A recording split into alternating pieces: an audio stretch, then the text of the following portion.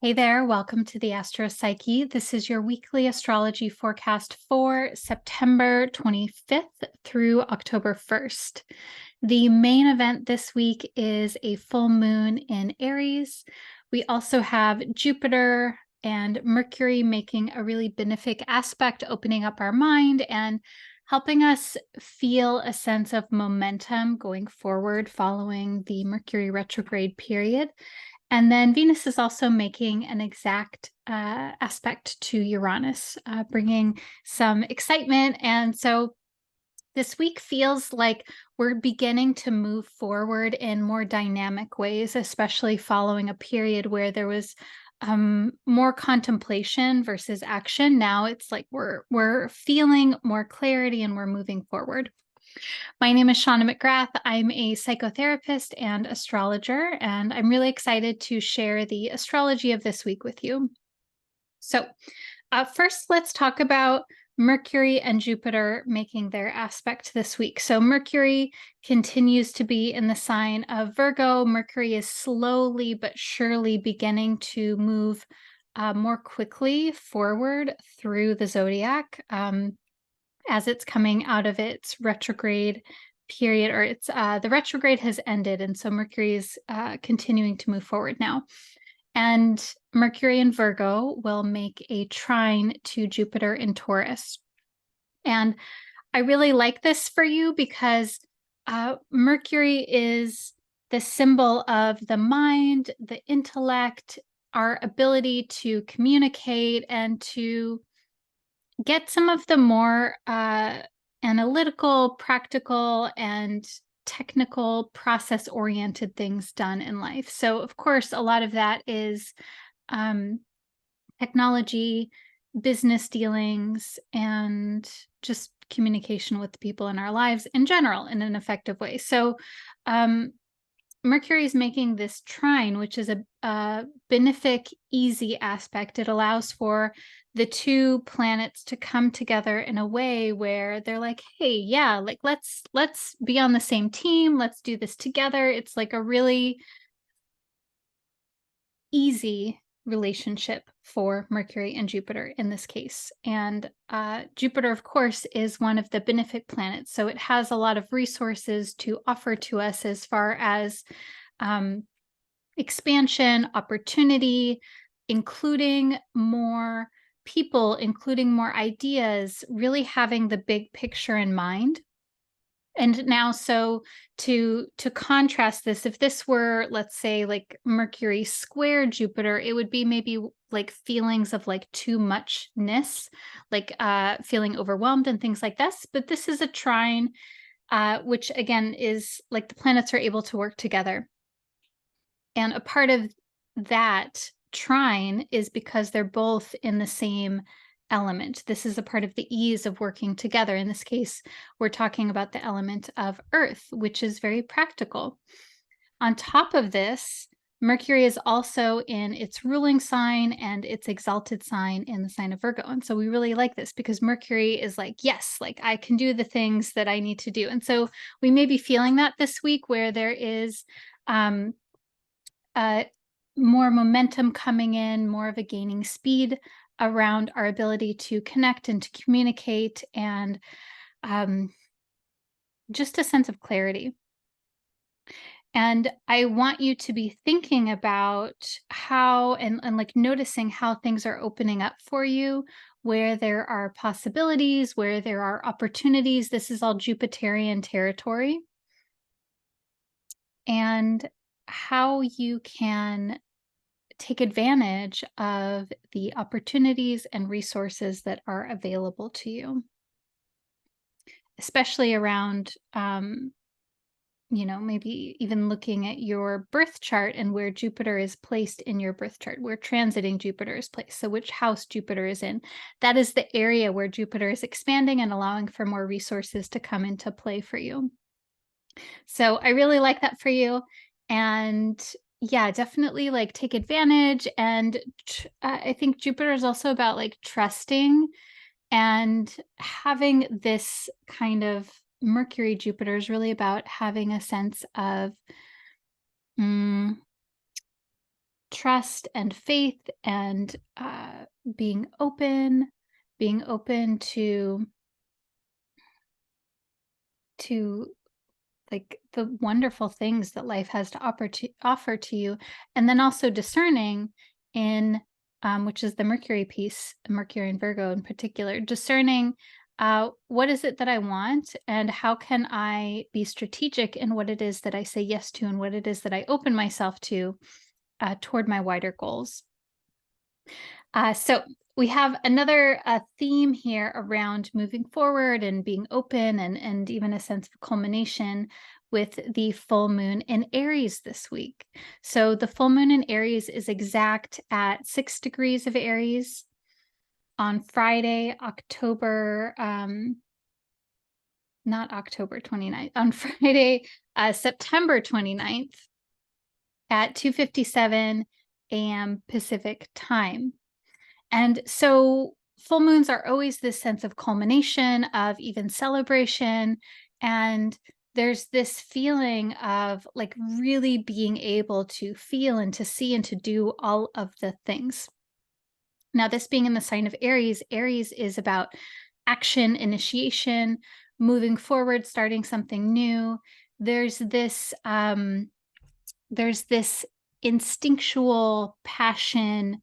Like, I think that also the thing with Aries is that there's such a quickness and such a desire and enthusiasm to act and to move forward.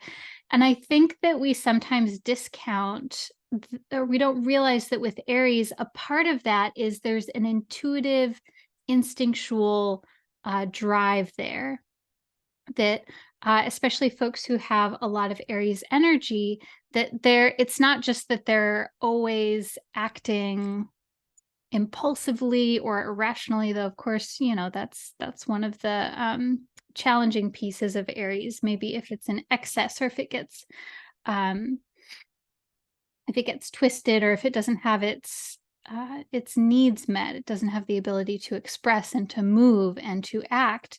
But I think it's so important to remember that Aries is really about acting from instinct and passion and intuition. And there's a feeling there that we can't always describe analytically.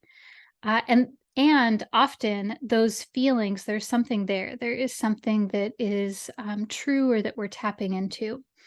And so I think that for this week, we're all connecting into that part of ourselves that gets really excited about things and wants to act, and that part of us that really benefits from having immediate results from what it is that we do. Like, this is the big thing with Aries, is that Aries wants to see progress now. And of course, that's not always possible, but there are ways in which we can have that immediate gratification where we take an action, we see the results of that action. That's a huge motivator for Aries energy, is the immediate feedback. We do something, we say something, and then we get feedback on it. And so this is really key for this week. This is really key for this full moon. And so maybe even that's a part of the reflection for this full moon this week is how do you feel that you get feedback when you take action? Are you in a place where the work that you do, or the activities that you do, or the relationships that you have, even, where when you put something out there, you feel that you are satisfied with the feedback that you get back? And if not, what would feel satisfying for you? How can you have more of a sense of uh, self-gratification, self-esteem, and like really a sense of confidence through that feedback? And like, this is the big thing with Aries too, is that Aries, yes, is about courage and moving forward in spite of fear. And when we do that, we actually invoke and create more of a sense of confidence in ourselves through holding space for the action and the fear at the same time, that builds a stronger sense of self. And so folks who have a strong Aries emphasis in their birth chart, you really know that it's like this delicate balance of being able to act even when you're afraid or insecure, and that actually makes you more secure. It's very paradoxical. So this is energy that we're working with, all of us, as we experience this full moon in Aries. And then, of course, we also want to look at the ruler of this moon, which in this case is Mars, because Mars rules the sign of Aries. And so, okay, yeah, two different things I want to say about this full moon that I don't want to forget is ruler is Aries, or sorry, ruler is Mars, and Mars currently is in the sign of Libra, and it's sitting pretty close with the South Node. And this is important because this adds an extra flavor to this moon. And we also have to keep in mind, oh yes, that's right. The South Node is in Aries, the North Node is in Libra, and this means that we're moving toward eclipse season where we'll have lunations in Libra and Aries. And so this is in October. We're going to talk more about that in the coming weeks. But we're sort of like moving toward this era, this chapter of eclipse season in October, which eclipses are about change and transition and new things coming in very rapidly and old things falling away very rapidly. So this transitional time, this threshold time, this time of initiation even. And so so when we look at this full moon in Aries, and then we track that to the ruler, which is Mars in this case, Mars being in the sign of Libra, Mars has a difficult time in Libra because Mars as a planet is about going forward and being bold and being direct and having clear demarcation of boundaries and all of these things. And Libra is more oriented toward the other. It's oriented towards smoothing things out and making sure that everything's harmonious and peaceful.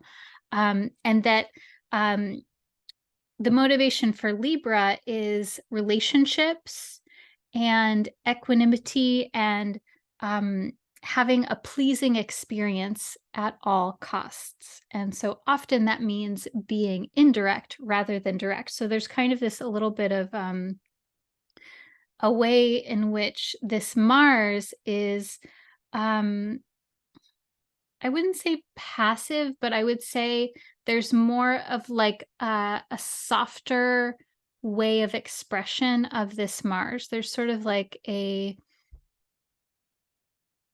desire to be bold in relationships, but a desire to advocate for relationships and a desire to put the relationships and aesthetics at a forefront rather than that individual desire and drive.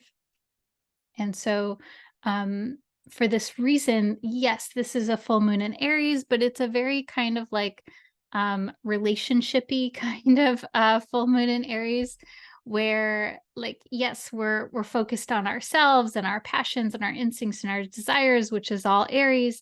But then there's also like, okay, well, what does that look like when we're in relationship? What does that look like in the different types of relationships that we have, and who are we? How do we express our Aries parts of ourselves in these different relationships? And of course, some of those are going to be easier than others. Now, the other piece of this Mars being very close to the South Node, there's also this sort of softening of Mars with the South Node, because the South Node is about looking at the unseen energy, looking at the unconscious, looking at the things that we feel but that are like intangible. So also looking at our past upbringing, or our ancestry. And looking at the parts of ourselves that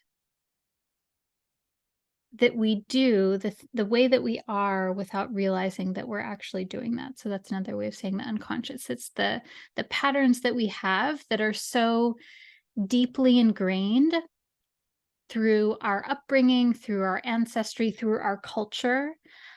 This is the South Node. The South Node is that part of us that is the water that we're swimming in that we don't realize is water. And so, with the ruler of this full moon, Mars being close to the South Node, there's also this.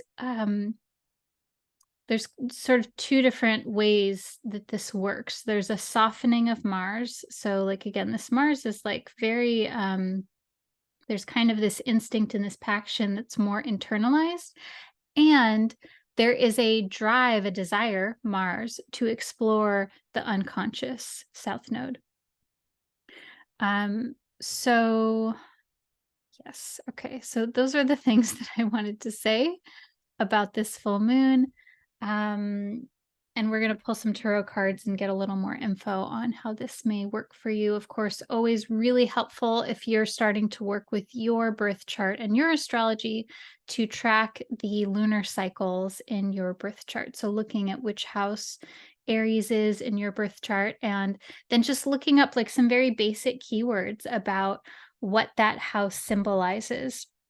And here there's this culmination, there's this light, this spotlight, full moon, that is being thrown onto that house and to that area of life for you. So it's always interesting to sort of look at that and see where the energy is going and what you want to do with that, how you want to create a channel for that, an opening for that in your life through your intention.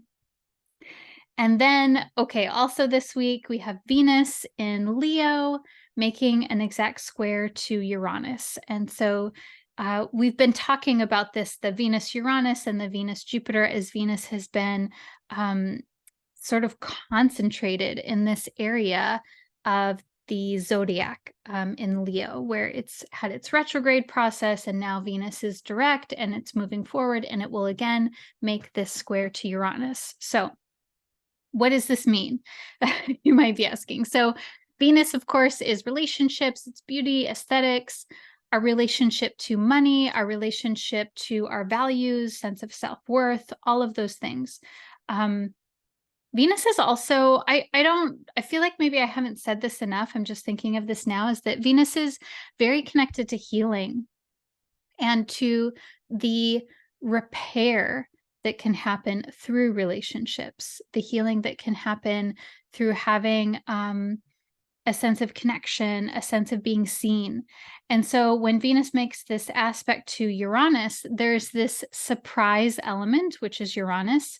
But in this case, Venus has been making this aspect here. So it's kind of like we've been through this whole process from the beginning of Venus retrograde at the in late July to early September. We've been going through this transformational process with Venus making aspects to Uranus and to Jupiter, and just Venus being retrograde in general is very much about like, okay, looking at like, what is it that's going on here in my relationships and my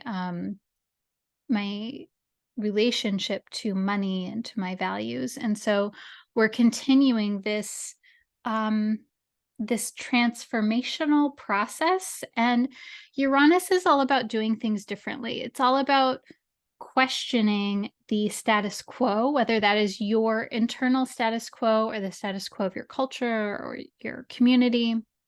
And so there's even more room here for you to explore and to experiment and to see what it is that works for you. And I really like this combined with the full moon and with the Mercury trine Jupiter aspect that we talked about at the beginning, because it's like there's kind of this helpful outlet for forward moving energy. Whenever we have a full moon, it's also this extroverted sort of energy where there's a potential to get more done in the world and to take action. So it's very much about being able to do things and to put things into place. And so um, I don't know, you might have new insights and new awarenesses. That's totally Uranus territory. Uh, and it may be more where you simply feel ready to make things more tangible this week. Okay, so we're going to pull some tarot for you. And I do want to give you the dates for the upcoming eclipses that we're having in October. So those are happening, let's see, Saturday, October 14th.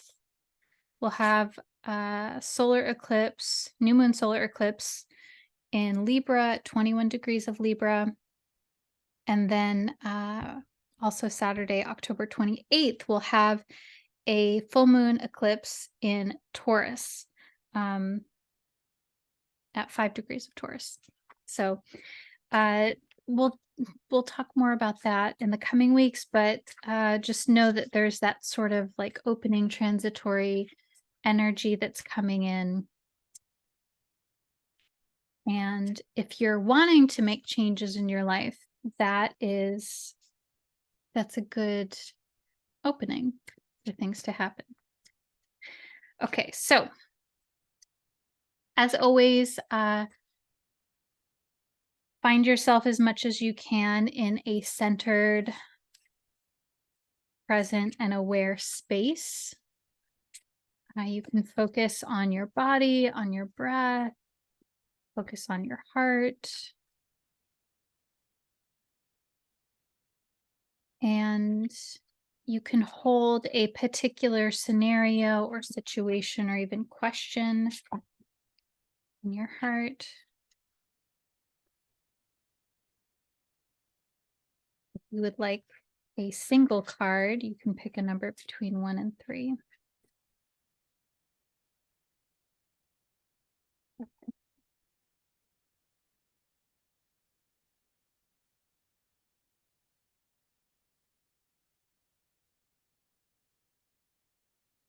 Today I'm using the Botanica Occulta Tarot. So this is all floral plant imagery here. Okay. Oh, interesting. Okay. Well, okay, yes. Okay, I like this for you. Okay, so first card is the Strength card. The flower is the white Egyptian lotus. And like, what a powerful card. So of course the Strength card is about, like, it's very connected to the sun for me. It's about confidence. It's about inner strength. It's about the will and the sense of like, yes, I can do this and I can move forward. And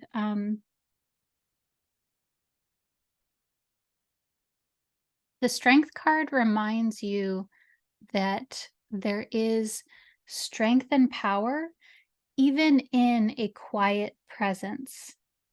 And so the Strength card is, of course, depending on the scenario, it's not always about being the loudest person in the room. It's more of an energy and a surety and an inner confidence.